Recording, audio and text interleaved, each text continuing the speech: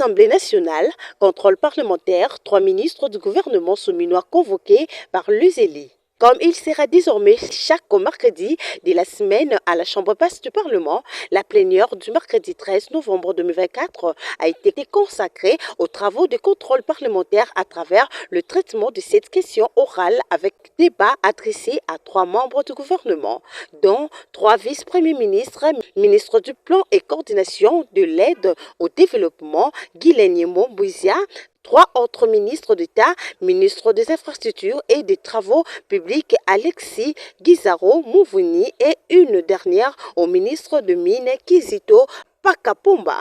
Avant d'entamer le débat, le speaker de la Chambre basse du Parlement a précisé que le contrôle parlementaire n'a pas pour objectif de déchoir un ministre, mais plutôt de l'inviter à éclairer la lanterne publique sur une question donnée de la gestion faite par son ministre. D'entrée en matière, préciser que cet exercice, contrairement à la rumeur, aux réseaux sociaux, au coup de fil reçu à gauche à droite, ne vise à faire partir aucun membre du gouvernement. C'est un contrôle parlementaire fixé à l'article 188 de notre règlement intérieur. Cet exercice, au contraire, va permettre non seulement aux députés qui ont posé des questions d'être éclairés, mais aussi aux autres membres de l'Assemblée nationale d'être pleinement informés des soucis soulevés par les députés nationaux. Face à la représentation nationale, le ministre du Plan et coordination de l'aide au développement, Guylaine Mbouizia,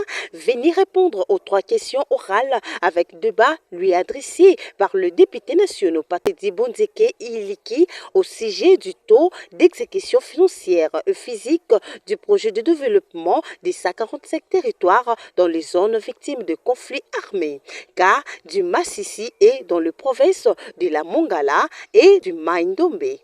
Je tiens d'abord à féliciter le président de l'Assemblée, le nôtre, avec son bureau bien sûr, pour avoir programmé nos questions orales avec débat sans complaisance. Quels sont les critères de sélection des agences d'exécution AEL en sigle? Pouvez-vous présenter les tableaux synthèse de décaissement du PDL 145 territoires selon les prévisions? Quid de l'exécution du PDL 145 territoires dans les zones victimes de conflits armés, à l'exemple des territoires de Massissi et Rutshuru?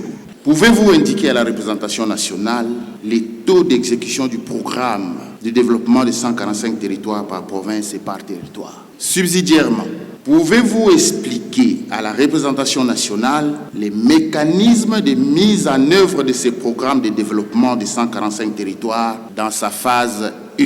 Comment explique-t-il que les ouvrages soient encore à ce jour inachevés, soit non construits, bref, non livrables à la population? Est-ce un problème de financement ou de détournement des fonds?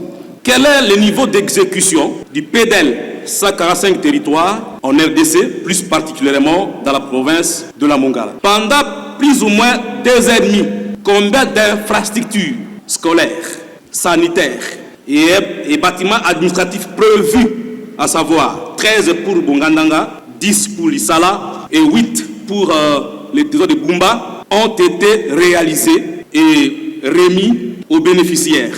Réponse, le ministre en charge du plan a évoqué un taux d'exécution financière de 58,49% contre un taux d'exécution physique de 32,48% sur le chantier de la République qui compte déjà 518 écoles construites sur les 1198 prévues et 59 bâtiments administratifs érigés sur les 145 prévus.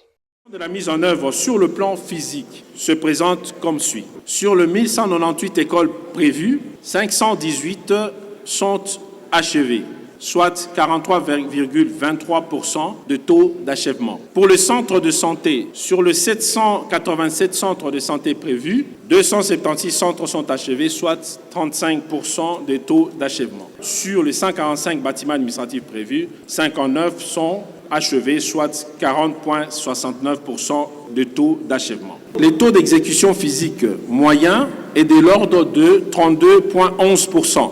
Le rapport d'état d'avancement des travaux fait état d'un déphasage entre le taux d'exécution physique et les taux d'exécution financière des différents marchés. Les causes de retard observées. Au-delà des problèmes d'ordre logistique liés à l'éparpillement des chantiers situés dans les zones enclavées à desservir essentiellement par des voies navigables et par des routes impraticables, cette situation s'est traduite par un retard dans l'exécution des travaux qui fait suite à un déficit managérial dans le chef des entreprises. Concernant maintenant la province du Nord Kivu, les deux territoires sont occupés par les forces négatives du M23, comme vous le savez.